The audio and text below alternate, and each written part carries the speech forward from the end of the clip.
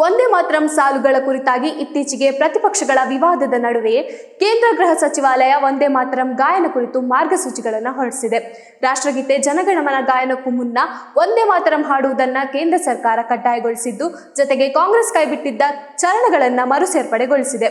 ಹೊಸ ಮಾರ್ಗಸೂಚಿಗಳ ಪ್ರಕಾರ ಎಲ್ಲ ಸರ್ಕಾರಿ ಕಾರ್ಯಕ್ರಮಗಳಲ್ಲಿ ಮತ್ತು ಎಲ್ಲ ಶಾಲೆಗಳಲ್ಲಿ ಮೊದಲು ವಂದೇ ಮಾತರಂ ಗಾಯನ ಮಾಡಿ ಬಳಿಕವಷ್ಟೇ ರಾಷ್ಟ್ರಗೀತೆ ಜನಗಣಮನವನ್ನ ಹಾಡಬೇಕು ಅಥವಾ ನುಡಿಸಬೇಕು.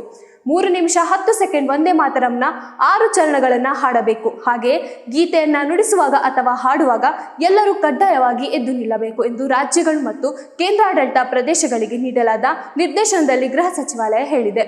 ಆದರೆ ಚಿತ್ರಮಂದಿರಗಳಲ್ಲಿ ಸಾಕ್ಷ್ಯಚಿತ್ರದ ಭಾಗವಾಗಿ ವಂದೇ ಮಾತರಂ ಬಂದರೆ ಆಗ ವೀಕ್ಷಕರು ಎದ್ದು ನಿಲ್ಲುವುದು ಕಡ್ಡಾಯವಲ್ಲವೆಂದು ಸ್ಪಷ್ಟಪಡಿಸಲಾಗಿದೆ. ಚಿತ್ರ ಪ್ರದರ್ಶನಕ್ಕೆ ಅಡ್ಡಿಪಡಿಸಲೆಂದು ಈ ವಿನಾಯಿತಿಯನ್ನ ನೀಡಲಾಗಿದೆ.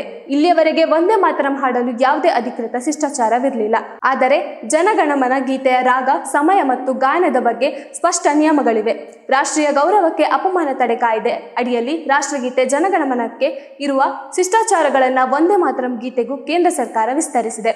ಕಾನೂನಿನ ಪ್ರಕಾರ ರಾಷ್ಟ್ರಗೀತೆಗೆ ಅಡ್ಡಿಪಡಿಸುವ ಅಥವಾ ಇತರರು ಗೌರವಿಸುವುದನ್ನು ತಡೆಯುವ ಯಾವುದೇ ವ್ಯಕ್ತಿಗೆ ಗರಿಷ್ಠ 3 ವರ್ಷಗಳ ಜೈಲು ಶಿಕ್ಷೆ ವಿಧಿಸಲು ಅವಕಾಶವಿದೆ. ಹೀಗಾಗಿ ಈ ನಿಯಮ ಈಗ ವಂದೇ ಮಾತರಂ ಗೀತೆಗೂ ಅನ್ವಯವಾಗುತ್ತದೆ.